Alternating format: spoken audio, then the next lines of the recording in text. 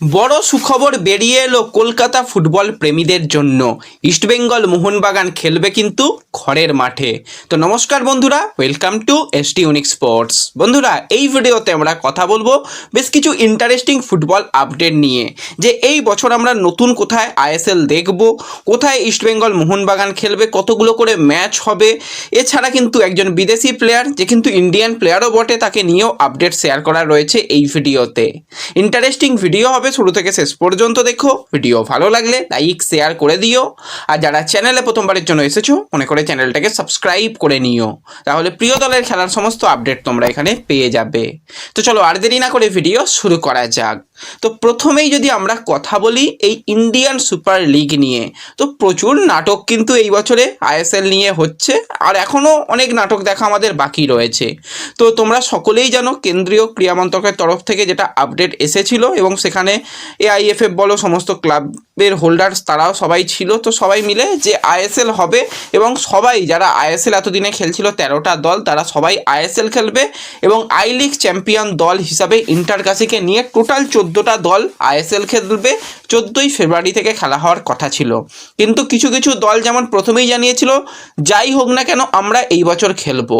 তো সেখানে ইস্টবেঙ্গল, মোহনবাগান, মোহামেডান তারা প্রথমেই রাজি ছিল। জামশেদপুর তো সবার আগে ভাই হাত তুলে দিয়েছিল আমরা সবেতে রাজি, এবং পরবর্তী সময়ে নর্থ ইস্ট, পাঞ্জাব, দিল্লির মতন দলও কিন্তু রাজি হয়। কিছু কিছু দল একটু সময় চেয়েছিল, পরবর্তী সময়ে সেই দলগুলো আস্তে আস্তে কনফার্মেশন জানাতে শুরু করে, like Chennaiyin FC Goa, Bengaluru FC, তারা কিন্তু কনফার্ম করে দেয় যে আমরা খেলবো। কিন্তু এই জায়গাতেই ওড়িশা এফসি কিন্তু বেশ কিছুটা টালমাটাল পরিস্থিতিতে ছিল, কারণ তোমরা সকলেই জানো ওড়িশা এতদিন ধরে কিন্তু তাদের সরকারের থেকে একটা বিরাট সাপোর্ট পেত, কিন্তু সেই সাপোর্ট আর ওড়িশা এফসি নতুন করে পাচ্ছে না।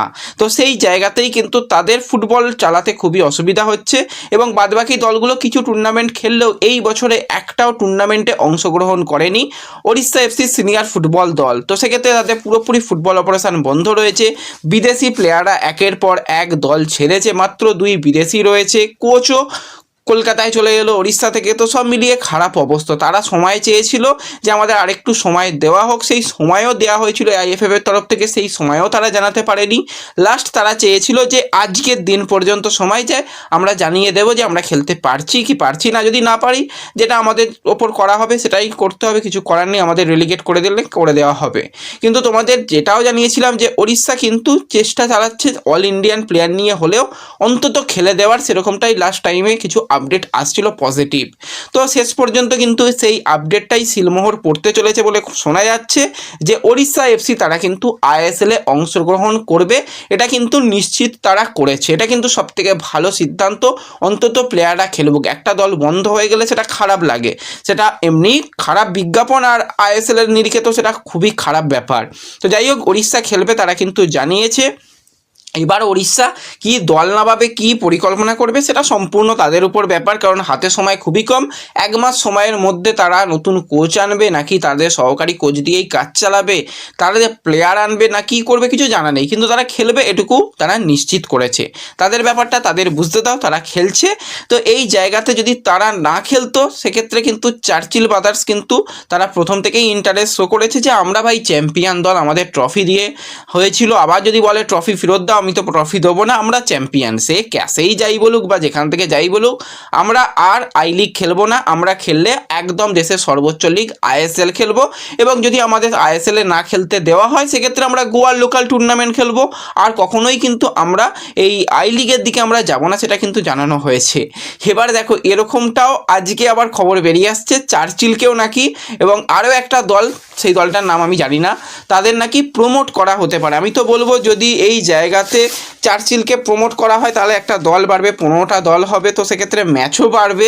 আরও একটা দল যদি হয়, তো সেক্ষেত্রে আরও একটা দল হয়ে গেলে সেখানে 16টা দল হয়ে যাবে। তো অনেক বড় টুর্নামেন্ট অন্তত হয়ে যাবে। জানি না সেই ব্যাপারটা আদৌ এই বছর সম্ভব হবে কিনা। তাদের হয়তো বলতে পারে যে তোমরা এই বছরে আই লিগটা খেলে না, পরের বছর থেকে নিয়ম ফিয়ম পাল্টে তোমাদের নিয়ে আসবো, হতে পারে। সেটা এখনও পর্যন্ত কনফার্মেশন আসেনি, সেটা বলা যাচ্ছে না। তো যাই হোক, যে 13টা দল খেলতো, এবং তার সাথে ইন্টারকাশিকে নিয়ে টোটাল 14টা দল কিন্তু আইএসএলে অংশগ্রহণ করতে চলেছে।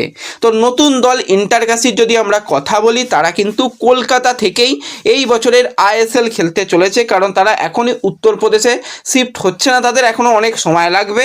তো সেক্ষেত্রে তারা কিন্তু কলকাতায় চেষ্টা করছে হোম ভেন্যু রাখার জন্য, এবং তারা কিন্তু যেটা জানিয়েছে বারাসাত অথবা কল্যাণী তারা কিন্তু হোম ভেন্যু হিসাবে খেলতে চাইছে।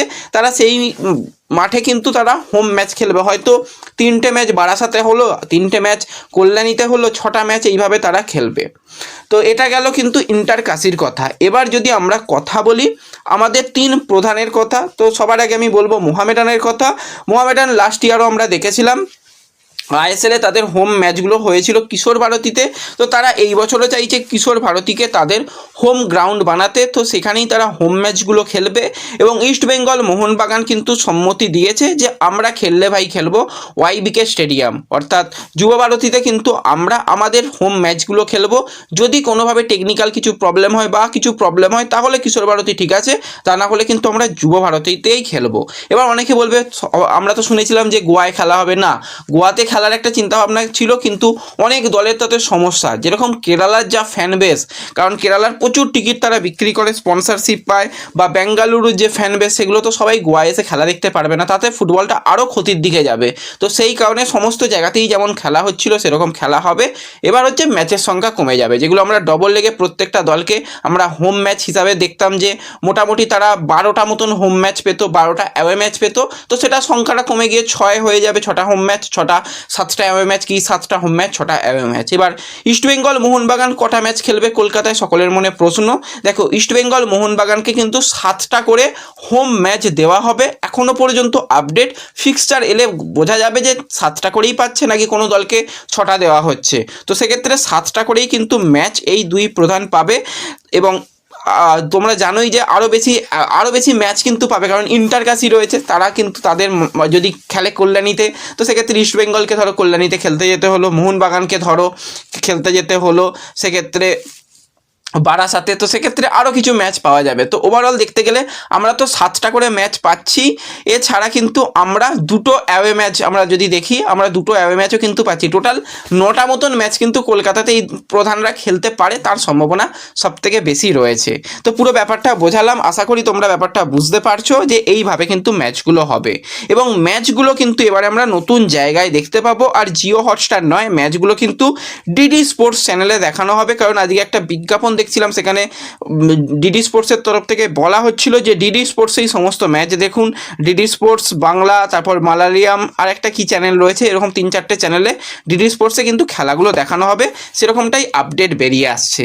তো এর সাথে সাথে আমরা যদি একজন প্লেয়ারকে নিয়ে কথা বলি, 26 বছর বয়সী কানাডার সেন্টার ফরওয়ার্ড পজিশনের প্লেয়ার সান হুন্ডাল, যে কিন্তু কানাডার তার কাছে পাসপোর্ট থাকলেও সে কিন্তু ভারতের বংশভূত প্লেয়ার। তো সেক্ষেত্রে সান হুন্ডাল চাইছিল যে বিশেষত দেশের হয়ে খেলতে, কিন্তু দেশের হয়ে খেলতে গেলে 1 বছর অন্তত ভারতে খেলতে হবে। তো সেক্ষেত্রে তার এজেন্ট অনেক ক্লাবের সঙ্গে কথাবার্তা বলেছিল যে সান হুন্ডালকে তোমরা নাও, 1টা বছর খেললে সে ইন্ডিয়ান প্লেয়ার হিসাবে খেলতে পারবে, সে দেশের হয়ে খেলতে চায় এবং কোয়ালিটি তো রয়েছে প্লেয়ারটার মধ্যে। কানাডাতে সে যথেষ্ট ভালো পারফরমেন্স করে আসছে এবং তার ক্লাব কেরিয়ারে টোটাল সে মোটামুটি 200টার ম্যাচ খেলেছে, সেখানে 57টা গোল, 18টা অ্যাসিস্ট রয়েছে এই সান হুন্ডালের।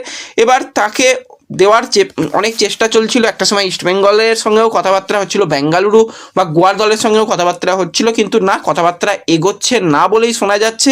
তো সেক্ষেত্রে সান হুন্ডাল কিন্তু যেরকমটা শোনা যাচ্ছে আমেরিকার 2nd টায়ার লিগের কোনো একটা ক্লাবে সাইন করতে চলেছে, এরকমটাই খবর বেরিয়ে আসছে। তাকে আমরা আসন্ন এই যে মরশুমটুকুর জন্য আর আমরা আইএসএলে দেখতে পাবো না, নেক্সট সিজন অর্থাৎ 2026-27 সিজনে কিন্তু সান হুন্ডালকে আইএসএলে দেখার সম্ভাবনা রয়েছে। তো যদি ইস্টবেঙ্গল তাকে সাইন করিয়ে নিত আমি তো বলতাম ভালোই হতো, অন্তত হিরোসি বা হামিদের থেকে বেটার সাইনিং হতো। তো যাই হোক, সেটা যদি পরে হয় দেখা যায়, তো জানাবো। তো ব্যাস এই ভিডিওতে এই আপডেটগুলোই শেয়ার করার ছিল। ভিডিও ভালো লাগলে লাইক শেয়ার করে দিও, চ্যানেলে প্রথমবারের জন্য এলে সাবস্ক্রাইব করে নিও। দেখা হবে পরবর্তী ভিডিওতে, ধন্যবাদ।